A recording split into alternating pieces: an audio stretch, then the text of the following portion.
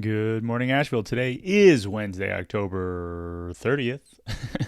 Holy smokes. It's almost 60 degrees at the time of recording. High, low 70, 71. And I'm currently getting a 40% chance of rain. Though when I click into that, the highest I see is about 5 or 10 or 15%. But it's over a long window of time. Maybe that's how they get 40%. Alas, I am not a meteorologist.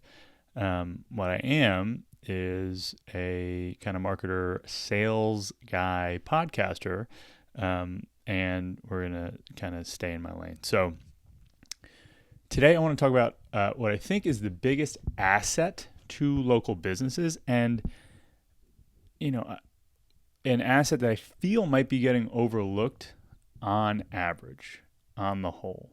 So that asset is an email list. And so as, marketer slash sales consultant slash coach by day, I spend a lot of time subscribing to people's email lists and seeing what happens. And what I'll say is perhaps it's just where I'm sitting in the world and what I've seen so far. But what I'm seeing on the average business in and around Asheville, average business that's been affected by Helene, I'm seeing a tendency towards communicating via platforms that have algorithms. And what I want to flag is that the best way to communicate with customers, fans, supporters, investors is in a medium where there is no algorithm, where your delivery rate, your hit rate nears 100%. And there are two known channels for delivering information to fans, followers, and friends that have a near 100% delivery rate, and they are email and they are text message. And so, worked with a lot of businesses over the years. Almost all have some level of ickiness, awkwardness, and fear around over emailing. And what I'll argue is that that is a silly thing to feel, so long as every message you send has a clear why. If it can be close to valuable, whether it's you're telling new information, you're sending an update, you are sharing that a product is live, sharing that a whatever. The fewer the individual updates or per email, the fewer the calls to action per email, the more valuable each email is. Almost always. Sending massive updates with 10s or 15s or 20 different or even 4 different here's what you can do nows is overwhelming and almost always gets no action. But an email that says, hey, I would love for you to buy a gift card from my business is really powerful. And so I want to flag that if you have an email list, I would love to subscribe to it. And if you have an email list, I hope that you're sending emails right now. Meta cannot be the only source of communication to and with your customers, fans, followers, audience. So please, please, please, if you're not already, please, please, please send an email and then send more emails than ever before. It will help your business in this time more than social media. And I can say that with a high level of confidence, every business.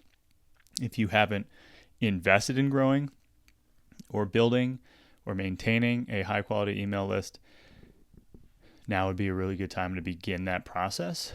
And I'm glad to be supportive as you think about what that plan might look like and how you might do that for your own business. But email list, number one, please don't trust that Meta has your best interest in heart, because they don't. Outside of that, the second best thing you can do is collaborate with other businesses. And I just want to shout out friend of the pod, a business, Botanical Bones, right? So Botanical Bones is running, she's calling it the Mountain Magic Gift Guide. I'm seeing 1, 2, 3, 4, 5, 6, 7, 8, 9, 10, 11, 12, 13, 14, 15, 16, maybe 16 businesses in a gift guide that she's created, that she sent out on social. I believe I saw an email about it. Rachel, did I see an email about it? Rachel, I hope I see an email about it. And what I like about this is that there's an opportunity when we send an email to our list to cross-pollinate our audience with our friends, with our community's audiences, in such a way that all of our email lists grow with people who are enthusiastic in supporting what it is that we're doing, building, growing. And I think that this is about the biggest gift you can give to a friend, community business owner, is a bump from your email list into theirs. There are tools you can use that allow for people, when they click a link from your email, to effectively have raised their hand and say, yeah, put me on the other person's email list. Via a little click, you export a CSV file, they upload the CSV file, and now everyone wins. I think that this might be one of the strongest ways that businesses can collaborate with each other through the end of this year and into next year. Like, this strategy is never a bad strategy when it comes to creating a vibrant ecosystem. We need cross-pollination. So I want to flag emails, and emails with friends is a really, really strong business strategy right now that I feel that I'm not seeing enough of.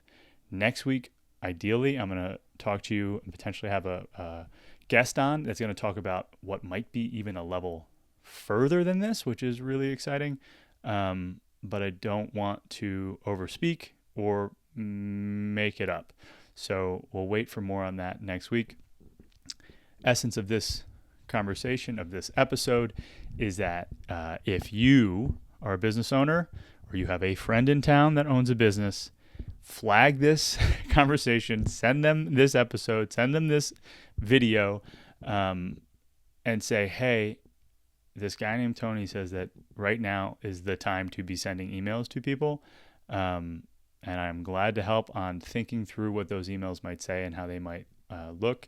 They do not need to be majorly designed. They just need to go out so that people know that you exist and know what you want them to do. And so with that, send me some emails at hello@makingitinasheville. Comment on these posts and the channels that you see it. Like, subscribe, all that stuff. And until next time, please take care and be good to people.